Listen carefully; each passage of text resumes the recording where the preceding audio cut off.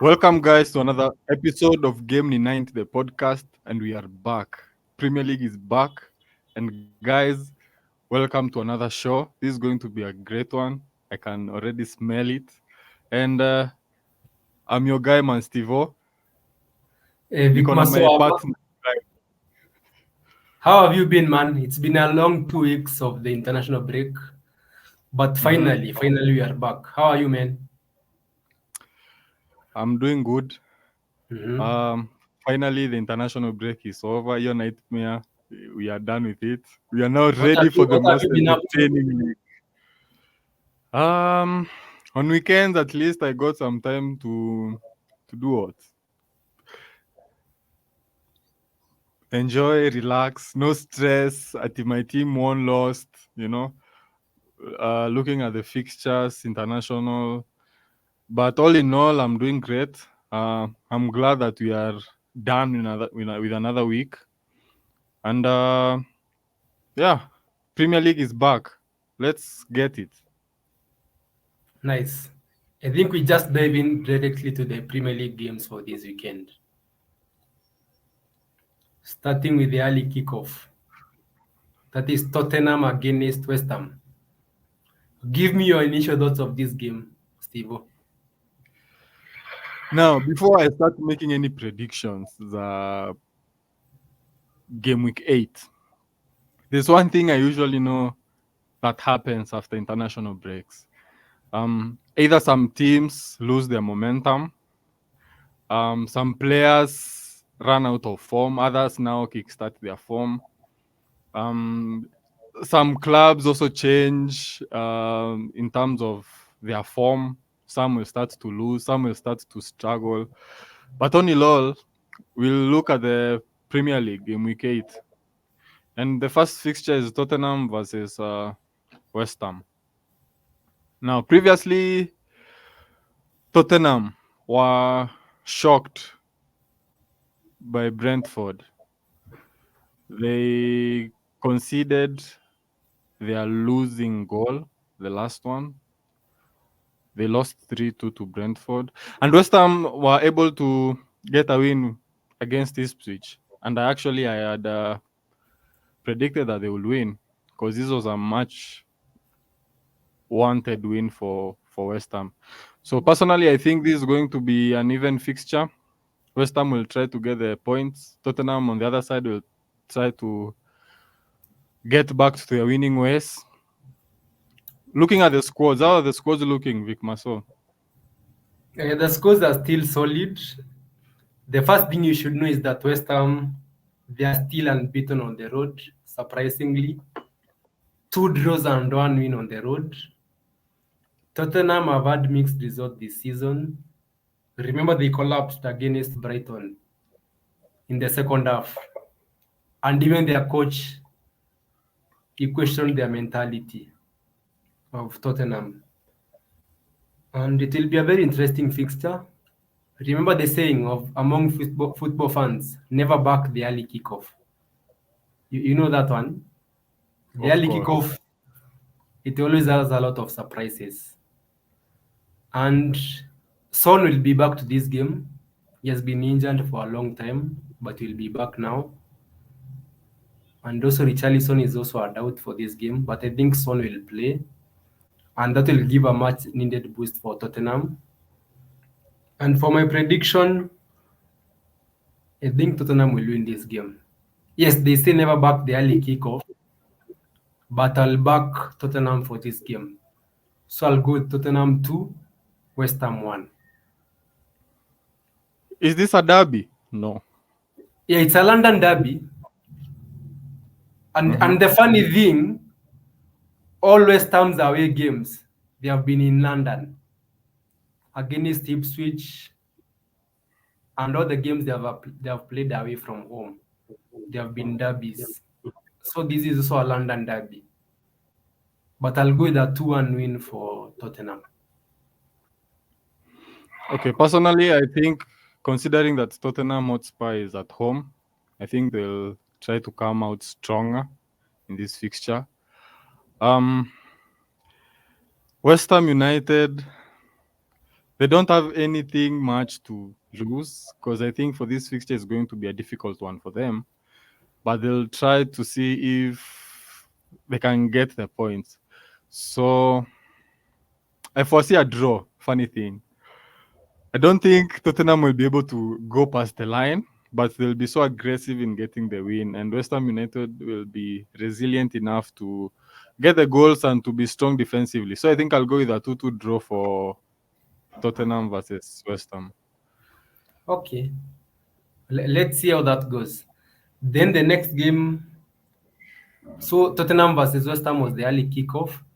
Then we have the 5 p.m. kickoffs.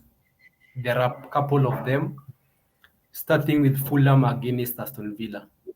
I really love Fulham. I really love their style of play. I really love Marco Silva, their coach. The players, the likes of Andreas Pereira, the likes of Raul Jimenez, who actually scored a very good goal against USA in the internationals, the likes of Traore, the likes of Emil Smith-Rowe. I really like this squad. And the funny thing is that Fulham, they are ready to lose a game at home this season at Craven Cottage. So it means they are very solid at home. And I think it will continue to this fixture also. Then for Villa, they are unbeaten this season. They are currently sitting fifth in the table. And for the team news for Aston Villa, Tyrone Mings is missing. Ezri Konsa is also missing. And those are two solid defensive assets for Aston Villa. And for these, I think they will struggle in this game and they'll consider a couple of goals. And for that, I go for a prediction of 2-2 for this fixture. I think it will be a high-scoring draw because Villa are missing key defensive assets. Tyrone Mings and Ezri Konsa, they are very good players for their defense.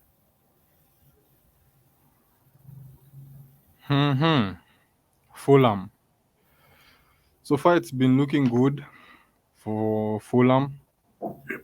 They are continuing to cement their position in the Premier League. And that is quite impressive to see. In the last 5 matches, they have lost against Man City, which was definitely expected. Aston Villa, they continue to fight to see another day. I don't know this season. I'm yet to feel the presence of Watkins. I think his start of the season has not been really strong as much as I would have expected, but all in all, he's coming clutch for them. I was impressed with the way Fulham controlled the game against City. And looking at this squad, okay, not to blow my trumpet, when I look at Traore, I see a good player. I see a key player for Fulham. And if he's able to change a few things, especially his finishing, I think he can be really dependable and a top player for Fulham. Looking at this fixture, Aston Villa look exhausted on paper. I don't think they are looking at losing this match either. But I back them to have a narrow win against Fulham. And my score prediction is going to be 2-1 against Aston Fulham. Villa. Okay. Yeah, win for Aston Villa. Okay. Then the next fixture we have Ipswich against Everton. That is also a 5 p.m. kickoff. And this is 17th against 16th. So this is a prime relegation battle.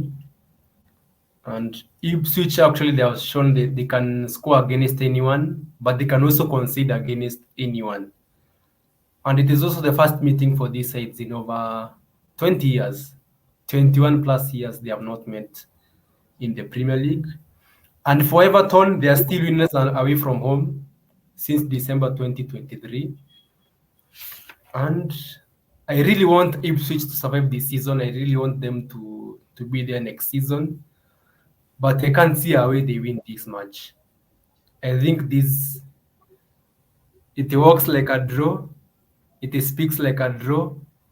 This is the ultimate draw. A 1-1. A 1-1 draw for me. So I'll go with Ipswich 1, Everton 1. I couldn't agree further. This looks like a classic, some Daesh narrow win. Yeah. And Okay. now I don't know about Ipswich. I don't know if they are going to survive. I don't know if they are really competing at a level that is Premier League worthy. They have not won any match in their last 5. Forget about their last 5. They have not won a single match in the Premier League. And I don't think this is going to be one where they get points. Unfortunately, they're going to fall short, and Everton are going to grab the win at the end of this fixture. So personally, I'll go with a 2-0 win for Everton. Clean, professional performance, done and dusted. You really underestimate Ipswich at Portman Road. Bro, listen. I know they're going to start the match at a high tempo. They'll try to prove that for sure this is a match where we go out there and show ourselves to the rest of the league. But don't forget, these are newbies, freshers. They are yet to even get comfortable in the league. I see that they are managing to gather some draws, but honestly, that is not a good performance. And for Everton, who sometimes have a good defensive record, but not so much this season, I think they'll get the win away. They'll get the points and they might leapfrog Leicester, but that's another story for another day. For me, I'll go with a 2-0 win against Ipswich Town. Okay. Then we have the next fixture. That is Man U versus Brentford. Also a 5 p.m. kickoff. And this is 14th against 11th. So this is a prime mid-table clash. And United are winless in 3 games. And they're actually closer to the relegation battle. That they're closer to the top 4. So that speaks volumes of where they are as a club right now. And Eric Ten Hag lives to fight another day. I said that he'll be sacked after the Aston Villa game if they lost. They didn't lose that game. So it means he has 9 lives like a cat. And for Brentford, all their points this season, they have been picked from home. They are winless away from home. They have faced the likes of Liverpool, the likes of City, the likes of Spurs. And for some team news, Maino and Maguire, they have been ruled out. The likes of Malacia also remain out. Then Ugarte, Shaw, and Mount, they'll be assessed before kickoff. And my prediction for this game is that Man United will do enough to grab a draw in this game. So I'll go with a 1-1 draw for Manchester United. Surprisingly, okay, in other stories, for instance, I was watching Buemo in the fixture against Cameroon versus Kenya. And my conclusion is these players show up for their clubs more than they show up for their country, which is understandable because the clubs are who pay their wages. Basically, that's their job. They just come to represent their countries The in country. very few fixtures. Yes, but all in all, Ten Hag keeps on talking of a plan. We are yet to see that plan. 2 years down the line. I know he has won the FA. He keeps dodging journalists with their questions, always mentioning about the 2 trophies he's won. He says he's a winner, but his track record is not looking good. I don't think the United players have the excitement of getting back to the Premier League because they know that their goose is cooked. And for the likes of Brentford, they may not be thorough or aggressive in their approach for this match, but they know 100%, they are confident that they are facing a very weak United side. And I tip them to win this match. Funny thing, I don't think Ten Hag has the. I know he'll try to fight, but honestly, looking at this squad, I don't see any good result coming from the United side. And I think because this is a match of football, and it's not always about the names, but how you are able to perform on the pitch, because it's both 11 and 11. I tip Brentford to get the win after the international break. This is going to be a huge one. I'm a hate watch. I'm a hate watch right now. I see Holland is back, but honestly, come on. You just can't depend on a player that is just back from injury to get you out of the pits. So I'm afraid this is a 2-1 win for Brentford FC. Okay. That's very bold of you to say that United will lose at Old Trafford. But we'll see Is it about their that. first time, bro? Listen. Is it their first time to lose at Old Trafford? No, it's not their first time. Now, give me one reason that makes you think that United is going to get a win. Forget even a draw. That they are going to get a good result from this fixture. I don't think they'll get a good result. I think it will be a draw. And for that, I don't think Ten Hag will be happy. So I don't think they'll get any good results from this game.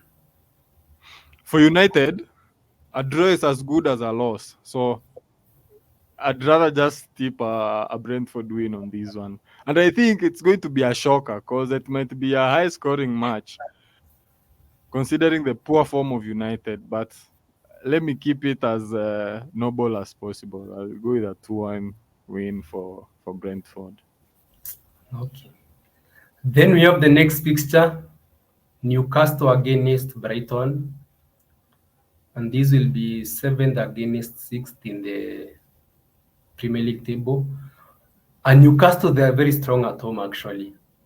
The last time they lost at home was against Man City, and that was in mid-January. But they are also winless in 3 matches in the Premier League so far.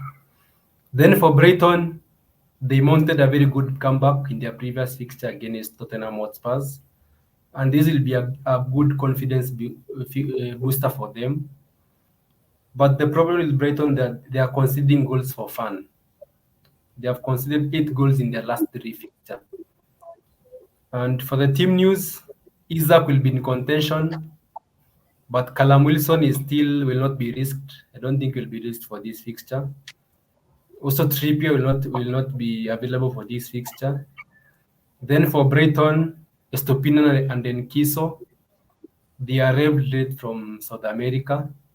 They had some international games in South America, and they'll be assessed before the game starts.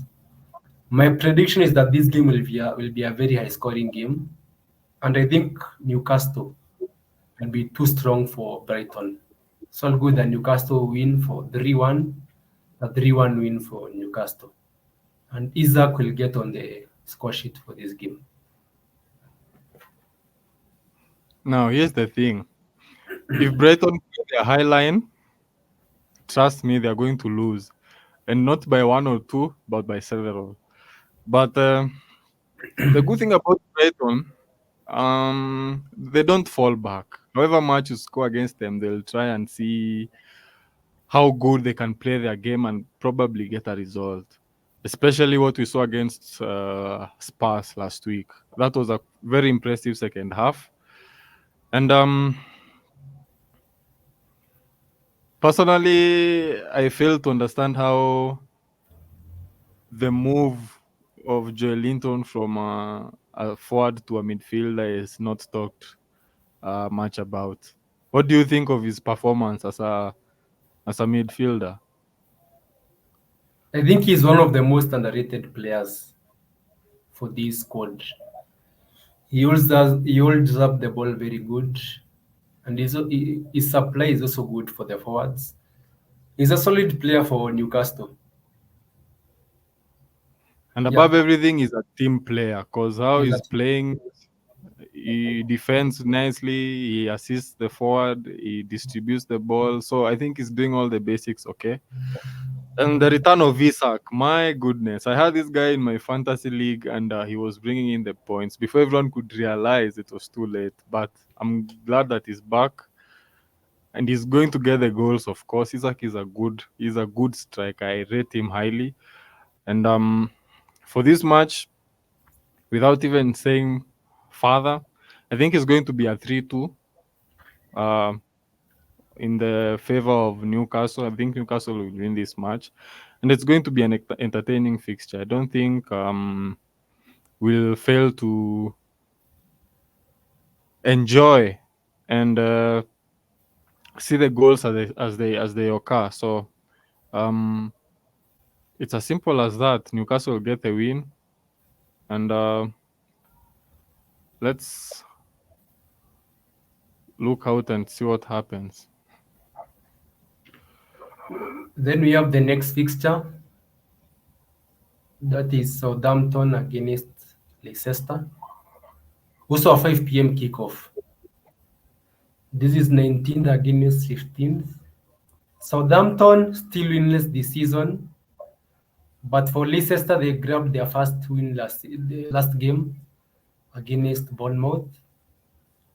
And a fun fact I'll give you: only 3 teams have scored in all their games this season: Arsenal, Man City, and Leicester.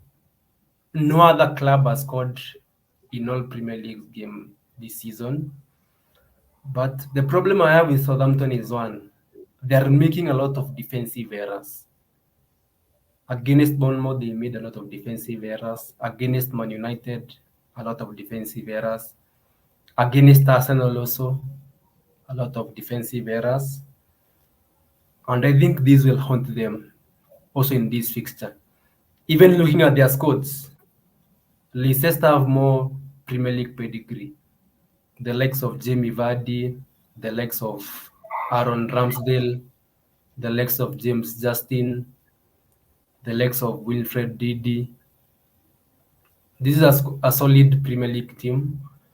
And for this, I think they'll grab another win. So I'll go with Southampton 1, Leicester 2. I think I couldn't agree further. I see Leicester have scored 6 in their last 5. Southampton are yet to win any match at home this season. However much that I would want to tip them for a draw, I think their poor run of form is just going against them. So Leicester are quite an established club.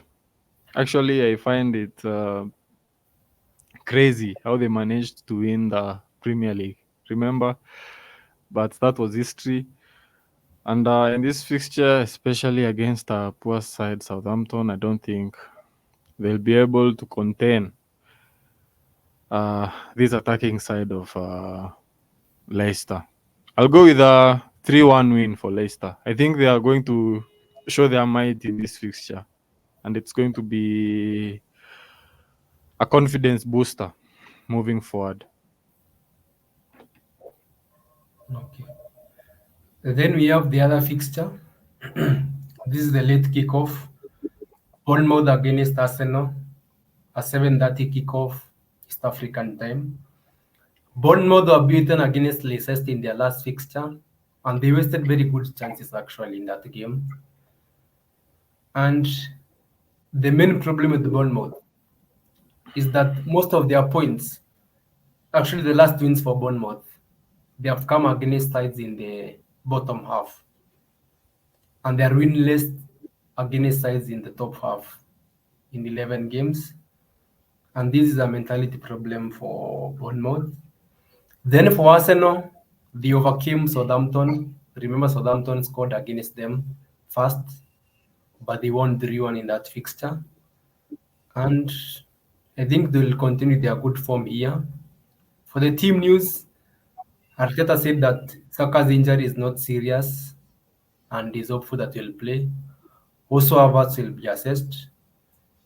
But I think they will both play, all of them, because Arteta is always vague in these press conferences. He doesn't like to expose much the opposition. My prediction is that this will be a low-scoring game, and Arsenal will keep a clean sheet here. So I'll go with Arsenal 1, Arsenal 1, Bournemouth 0. Chelsea style. These guys, we finished them off 1-0, clean, professional, nothing much, 3 points. Arsenal. I don't know what comes to my mind every time I look at Arsenal, because I know we are making predictions, but in the long term, what happens to Arsenal? Because I think it's the high time they win the league, and it's not looking good. But Arsenal are a good side. Saka, I'm loving his performance so far. Trossard coming in clutch. The likes of Gabriel and Saliba, arguably the best two centre backs in the league right now. Calafiori, what a good start to the league. Arrizabalaga, I'm yet to feel his presence at Bournemouth. Semenyo, he can't be the only guy carrying the team on his shoulders. So it's just as simple as that. Arsenal are going to overrun this midfield terribly. And I think actually this match, however much it will be low scoring also, in my opinion, I think it's going to be a good match full of chances from both sides. Because both teams play awesome football. They have players. And the good thing with the Premier League, you can't underestimate any team or any player. However much they may not look good on paper, on the field, trust me, they're going to put out a show. And I don't think Arsenal will get a clean sheet on this one. And I think this is the weekend where we get to see a lot of penalties, a lot of yellow cards. Everyone is excited. The adrenaline is there. Everyone is afraid of losing matches. So I'll go with an Arsenal win. A 3-1 win. Cool, calm, and collected. Okay. Do you think Havertz and Saka will play? Because Arteta is saying there are doubts. Arteta is just doing his mind game gimmicks. I think Saka will start. I'm not sure about Havertz. But if they're both fit, I don't see any reason as to why he'll bench them. So I think he'll just put his best team out there. And I think both might start. Okay. Then let's go to Sunday. The first game of Sunday is a 4 p.m. kickoff. That is Wolves against Man City. And this is 20th against second in the Premier League. Wolves, what an horrendous start the season they have had. They are in the bottom of the league, 20th in the league, winless in 10 games in the season, conceding goals for fun. They have conceded 15 goals so far in their last 5 games. And for Man City, if we win this match, we'll set a new club record. If we win or draw of 31 consecutive games without defeat in the Premier League. 1-1-5. Eh? 1-1-5. That's just propaganda. That is just propaganda, my friend. But I think it could get ugly for Wolves here, the way they are playing. conceding a lot of goals. Remember, they conceded 5 against Brentford last game. So I don't know how they'll contain the legs of Haaland, the legs of Doku. This will be a demolition from us. It will be a 4-1 win for City. And Haaland could get an hat-trick today on that fixture. The Korean guy is not available for this fixture, man. Who? Chang. He has an injury. Hwang Yishan. Yeah. This guy, I'm always rooting for him on this fixture. I don't know how comes he's having an injury. He scored against us last time round. Remember, they won against City last season at home, and he scored a goal. But here's the thing. There's no way we'll talk about Man City without bringing the issue of credibility. You know, every time I look at this club, I'm just left wondering, like, how did the Premier League just allow this to go on? A club to splash money, get the best players, get the best coach, build the best facilities, get the right management. And honestly, what else would we have expected if not a domination of the league? And that's why we need the 115 to stand. These guys need to be relegated. They need to be stripped of those titles. But all in all, let's deal with one day at a time. I know But one all day. these charges you're talking about, they have to be proven in a court of law. It's not a matter of public opinion. It's not a matter of what Chelsea fans think or what Arsenal fans think. They have to prove beyond reasonable doubt that Man City are liable for all these 115 charges that you're talking about. Now the question is one: are all of them just allegations? Are you trying to say that each and everything, however much we may not try to prosecute this in the court of public opinion, do you want to tell me that these guys have not broken the rules of the league?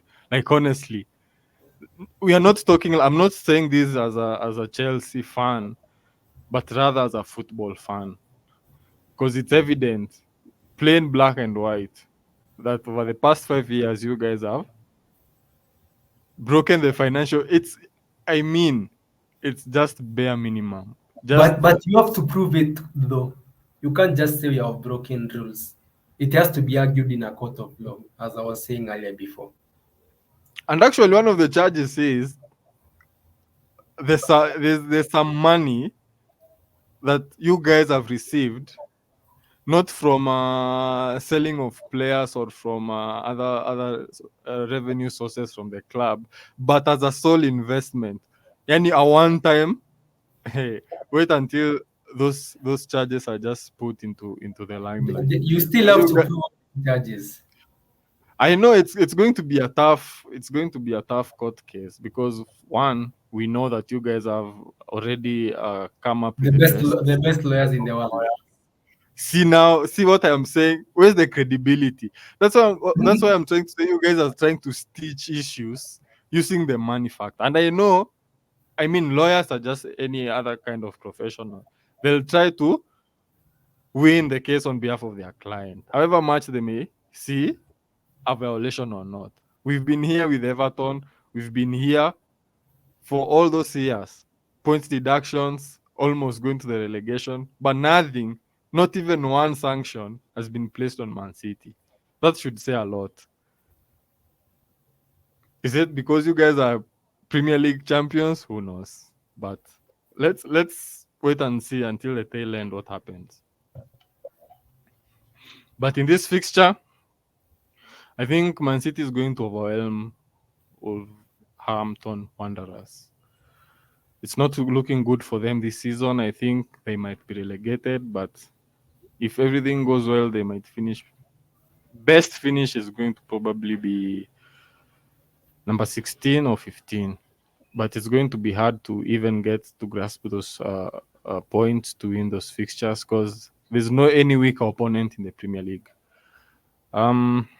Haaland, top scorer of the season, man. This guy scores for fun. But I'll just keep it simple. I think this is going to be a 3-1 win for Manchester City. Do you know there are three things which are certain in life? Mm-hmm. The first thing is death. The Mm-hmm. second thing is taxes. Mm-hmm. The third thing is Man City conceding a goal in the in a Mm-hmm. Premier League game. City can't keep a clean sheet, even if they face the last team in the Premier League. They can't seem to keep a clean sheet, and I think it will continue in this fixture also. True. Then we have the next game, Liverpool against Chelsea. This is the game of the weekend, in my opinion. It will be a very interesting fixture, this one. This is first against fourth. Liverpool, they have started the season very well. Yes, they lost against Nottingham Forest, but Ancelotti has silenced the doubters a lot. He has won 8 of the last 9 fixtures. He has coached Liverpool. The only loss came against Nottingham Forest, and they have been very solid defensively, just conceding 2 goals this season. That is very, very, very impressive for them. For Chelsea, also, they have been impressive. Enzo Maresca is a very good coach. I know many guys doubted him. They thought he would flop, but he has silenced the haters. And also a fun fact is that Chelsea, they have won all their away games this season.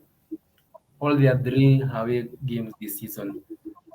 And they'll be looking to continue that form this season. But the team news, they don't look very good for Chelsea. Because remember Fofana and Cucurella, they got yellow carded. And that was their 5th yellow card this season, meaning they'll miss this fixture. And that means that Viega will start for Cucurella. Then for Fofana, I don't know who will start. Maybe Disasi or Tosin. So they'll not be very solid defensively, Chelsea. Then team news for Liverpool. Alisson, he will be out for a few weeks. That means that Kelleher will start in goal for him. Chiesa and Elliott also ruled out. And for that, I think Liverpool will humble Chelsea fans. You Chelsea fans have been talking a lot this season, but I think the fact that you're missing the key defensive asset, the likes of Fofana, the likes of Cucurella, I think Liverpool will be too strong for you guys. So I'll go with Liverpool 2, Chelsea 1. Blue is the color. Football is the game. We all together. And winning is our aim. So cheer us all through the sun and rain. Chelsea. Chelsea is our name. So my club plays against Liverpool. These guys frustrated us in the Carabao Cup final. And they thought we forgot. Huh? And in my opinion, before I start to break it down, I think we'll share the spoils. I don't see us in our best posture to win against Liverpool. And Liverpool right now are on their wave. They're winning matches in out. They're scoring lots of goals. Everyone is coming in through for them. But against the Chelsea side, who are good as well this season. And there's no way I'll sit here and predict a loss against my club. However difficult situation we might be in. So I think this is going to be an open-ended fixture. Salah might score because I know this guy, game in, game out, against Chelsea, he'll try and get a goal. Actually, we'll be chasing Viega because Cucurella is not playing this game. You really underestimate Viega, right? I've never had him before this season. Disasi, Badiashile, Viega is good. I think he's a utility player. I think he can still play in the midfield. He can still play in the left back position. Chilwell is back, so I don't know what's in store for Maresca. I don't think he'll risk to start Chilwell or Reece James, but they might feature in this fixture. Cold Palmer, cold as usual. I know he might get a goal. If not a goal, he might get a free kick. We are on form. And actually, I've seen, or maybe there are rumors, Man City have put 150 million pounds to bring back Cole Palmer. What do you think? I think that's too much for Cole Palmer. I think that's just transfer rumors. There is no way will pay 150 million for Cole Palmer. He's not Ronaldo or Messi. But who So is? Who is Ronaldo or Messi? But the thing is, we've seen a lot of 100 million pounds players who have flopped terribly. I don't want to mention names, but you know them. And the likes of Cole Palmer, if he's not past that price range, then I'll be surprised because with the current prices in football, I think with his new contract as well, with the way he's playing, I think that's is player value right now. But that's another story for another day. Nicholas Jackson, man up front. I think he'll get a goal for us. This guy, I'm in love because the way he plays, he holds the ball nicely. He opens up for other players. He can play on the left wing. So I think we got ourselves a really, really talented and skilled player. So Liverpool, I'm sorry, but at Anfield we are coming. The pain is still there. The wound is open. We will not forget what you guys did to us in the Carabao final. We deserved to win that match. But for this one, watch out. Here comes the blue. So I'll go with a 2-2 draw for this fixture at Anfield. interesting. We'll see about that. Then for Monday, we have also a game on Monday. That will be Forest against Palace, Nottingham Forest. They have been very, very solid this season. I've been impressed by them, the way they have been playing. And that shows that Nuno Espirito Santo is a very good coach. But for Palace, they have disappointed a lot of fans. They ended their season last time very well, but they are currently sitting on 18th place. Then Forest, they are in 10th place. And I think Forest will frustrate Palace in this game. So you should expect a solid defensive performance from Nottingham Forest, because this is how Nuno Espirito Santo plays these fixtures. And for that, I think it will be a very solid game for Forest. So I'll go with a 1-0 win for Forest. And I think Chris Wood will grab that goal. So Forest 1, Palace 0. Man, I think Palace will get a goal in this fixture. But I don't think they'll get the win, unfortunately. Because with the way Nottingham Forest are playing right now, winning against Liverpool, I think that was a huge result for them. And just as you've said, man, Crystal Palace have become a disappointment this season.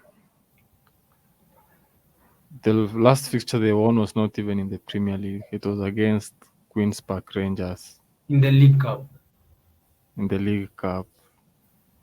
A draw against United. They lost against Everton. So it's not looking good for Crystal Palace. And I think if this form continues, they might fire their manager. Because this is unheard of.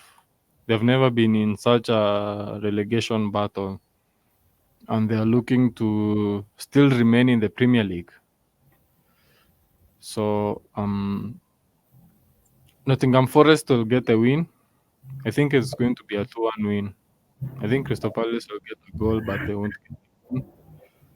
And this is going to be a huge result, considering that Nottingham Forest will be playing at home in front of their fans. Okay, so what's your prediction? 2-1. 2-1 win against Crystal Palace. Nottingham Forest will get the win. Okay. So, guys, those are our Premier League predictions. Let's see how the weekend goes on. Then we have some major news. The biggest news of this week is that England, they have hired Thomas Tuchel as their new coach. What is your initial reaction of this news, Tivo? There's a lot of controversy, man. Everyone has their own opinion, but my opinion,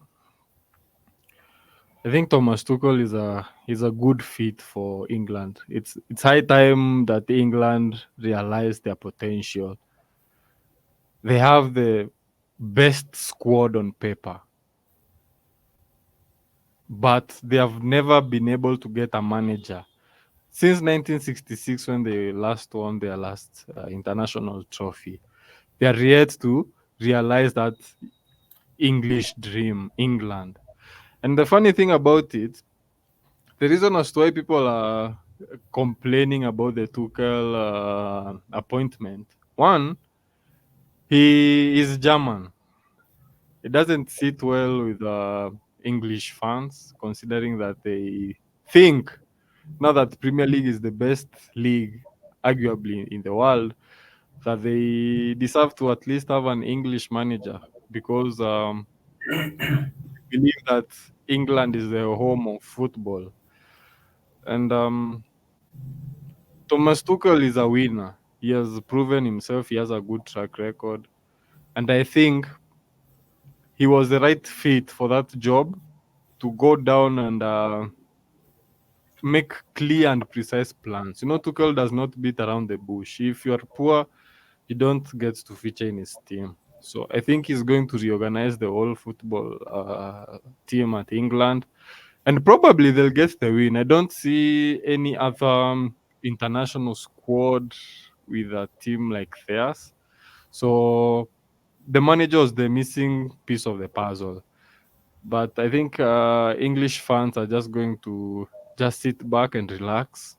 They don't need to bring the whole ulabaloo of, oh, this guy is German. And actually, I think that's the issue. Actually, they go back to the England and the German war, and they're trying to fit in all the pieces just to make these all scandalous. But this is football, man.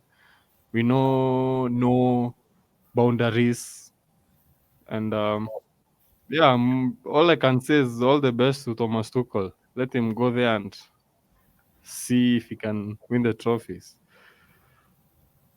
Actually, Thomas Tuchel is the third foreign coach to coach England. The first one was Sven Eriksson. He coached England for the 2002 World Cup, 2006 World Cup, and the 2004 Euros. And England exited in the quarterfinals in these competitions. The other coach was Fabio Capello. He coached England for 2010 World Cup, and England were eliminated in the round of 16. So they don't have a good resume with the foreign coaches. It doesn't seem to work for them. So I think this could be a very, very big issue for England. But yes, I agree with you. There are no better coaches in the market. The likes of Pep Guardiola, the likes of Eddie Howe, they are still with their club. So Thomas Tuchel was their best bet because there was no other coach. But for me, I think England, they have hit their ceiling. I don't think England will go further than the finals they played. The finals of the 2020 21 Euros, 2024 Euros also, they reached their finals. So that is their ceiling. And the bad thing is that England fans might be expecting Thomas Tuchel to win something with them. I don't think he will win something with them because I think the ceiling for this England team, yes, they have a very good squad actually, but I think their ceiling is the finals or the semi-finals. And you know what happens to England once they reach those stages of any competition? They get an outbreak, and I think it will be the same issue. Another issue I have with Thomas Tuchel, he likes rotating players a lot. He likes trying new systems, experimenting, and this might be a very big issue for this England squad. And also managing these big players, the likes of Harry Kane, the likes of Phil Foden, the likes of Jude Bellingham, it might be a big issue. If you try to rotate Bellingham or Foden or Kane, it might bring a big issue. So I don't think he'll do something much for this England squad. But I hope also the England media don't put too much pressure on him because that might be a big downfall for him. But for me, I think England, their ceiling is the finals. They will not win the 2026 World Cup because I think this is their main aim with Ireland, Thomas Tuchel. That's why they brought him in, because if they manage to get to the final with Southgate, Tuchel is now the guy to get them past the line. Tuchel is a winner. He has a track record. He knows how to play in finals. And now the good thing with this international job, you don't get to play so many fixtures in between the seasons. Just a few friendlies and qualification fixtures. So I think with the rotation issue, he'll rotate to at least give every player some time to at least get some playing time. And overall, it's a good thing because at the end of the day, England is a huge squad, a lot of good players. And the funny thing about the England fans, they were not against substitutions of big players like Harry Kane. All they needed was to get the results. If it's needed to get a player like Oli Watkins in the team to change, maybe tweak a little thing about their style of play, that's what they want to see on the pitch. They want to get the results. They want to see their players. For instance, Foden, he did not show up in their last international. Was it the Euros or what was it?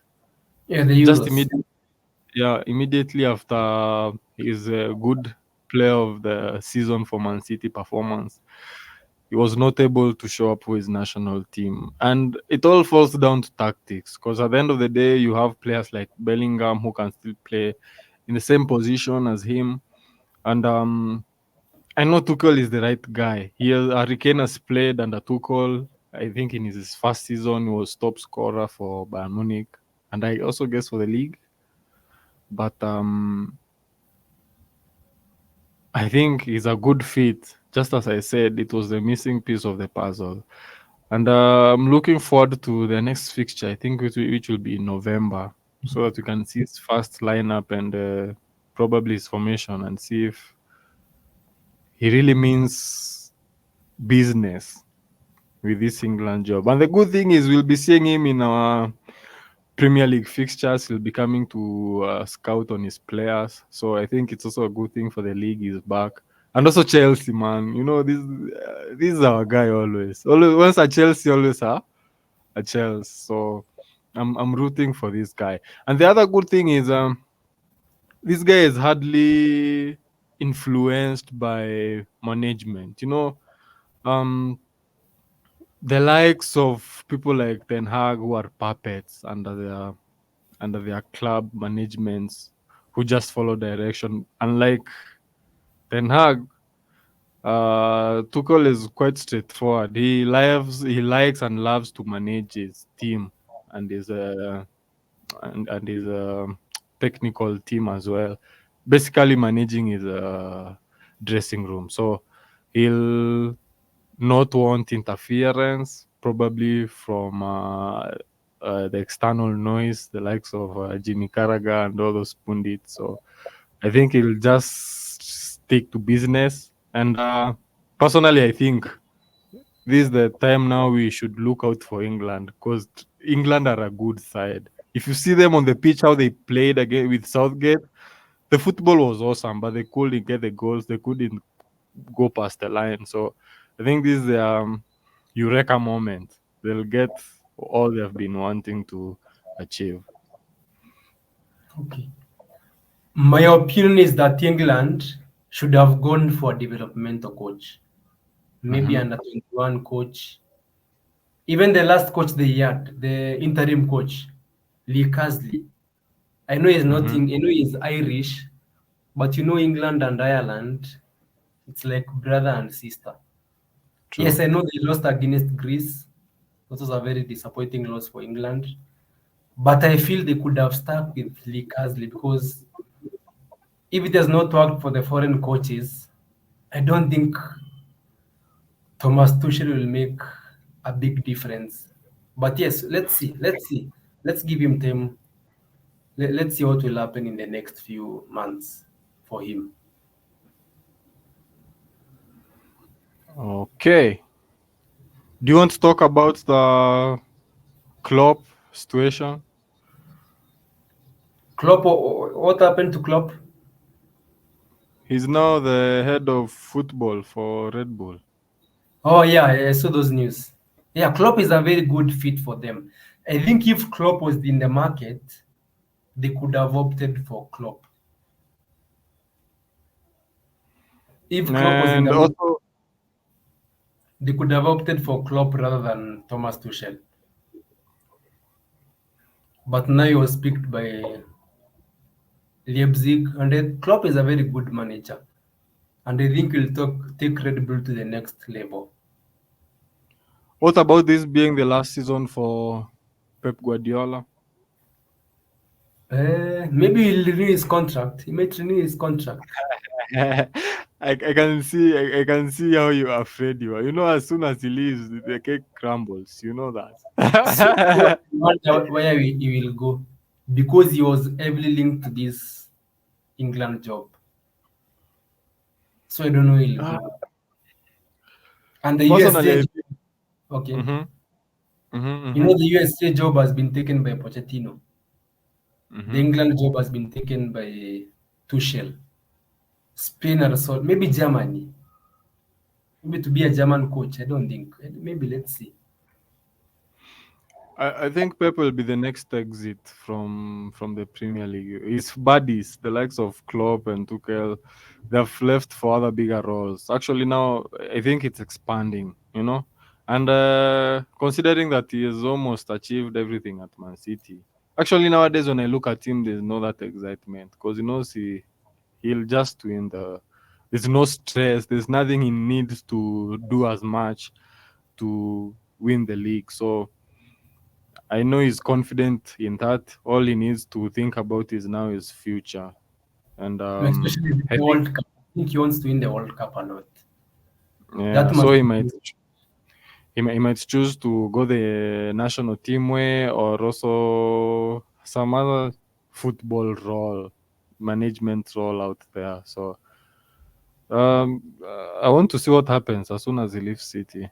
But I think you guys have established a good culture, same as Liverpool. So as soon as he leaves, whoever comes to fit in his shoes is just to continue on his legacy. The same thing with Ancelotti. You know, when you come to Madrid, actually you find structures existing, you find a style of play.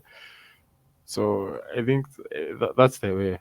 But hopefully he can extend his contract probably by 1 year. If not, well and good for us who are looking at the 115. You know, he's trying to escape. Actually, with his who's leaving, his director of something has left. Is it the scouting or what? Yeah, Who has left? the sporting director, Scott Mhm. Tixey Begastian, he is leaving at the end of the season. before the 1-on-5 catches up with them, right? Maybe he's skipping those charges. Maybe he Bro, knows something that we don't know. it's as clear as day. You guys are fraudulent, and you're trying to maneuver all this, bro. 115 charges. Are they your allegations? Come on. My Yeah, guess there is are, as good as you guys because they have deserve to to be. be proven in a court of law. And actually, even Erling Haaland is skeptical on extending his contract. Have you realized that? Mm-hmm.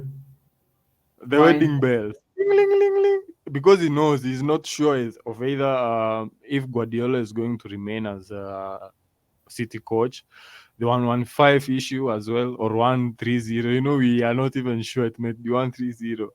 So things are not looking good in that squad. Everyone is the temperatures are rising. So let's see what happens this season. But But it's for funny sure, for you, for a Chelsea fan to to say that against City. It's a classic case of the kettle calling the pot black. Right? but but bro, I'm not against any side. I'm on the side of justice. You know, I want justice to be served. Personally, Chelsea have been a victim of FFP. But what you are accusing us, you did that 10 years, not 10, maybe 20 years ago. But You not also 115. Not 115, bro. how One, many one, were one, they? 115 is ridiculous. There's no way, there's no you escape from that. And if you manage to emerge victorious, I think there will be a lot of question marks. No, they're not. No, it means that your Bro, back is much better than the Premier League. Actually, I've seen you have won some cases against them. I've So now seen let's that, know but I if it's believe, on 12 or on 13 there. bro, Not on. 115, not 113. 115. But man, it's so unfair. It's so unfair for other clubs who even the investigation did not get to this point. They were not given a fair hearing. They were just deducted points. Others they were blocked from the transfer season. But nothing is happening to City. Ah, come on, man. The Premier League is in your back pocket. Their pockets have been lined, and it's high time we expose all these crooks. The good thing is time will vindicate us. I think by next year, time like now, or before the next World Cup, we will be vindicated. I know that. But I believe one charge is enough to make this thing go away. You guys should be playing against the sides of Leeds and those those leagues, man. You guys don't deserve to be in the Premier League if you are They actually cutting. want us to relegate us to the National League, not even League One or League Two or the Championship. They want us to go to the National League outside the EFL. But anyway, let's wait and see what happens. But it's a good thing for the league. I think it's putting the rules into test, the policies, so that at least we can know the extent at which clubs are given the leeway to do whatever they want to do. But honestly, I know you guys are guilty. Yani, just by virtue, 115 is too much.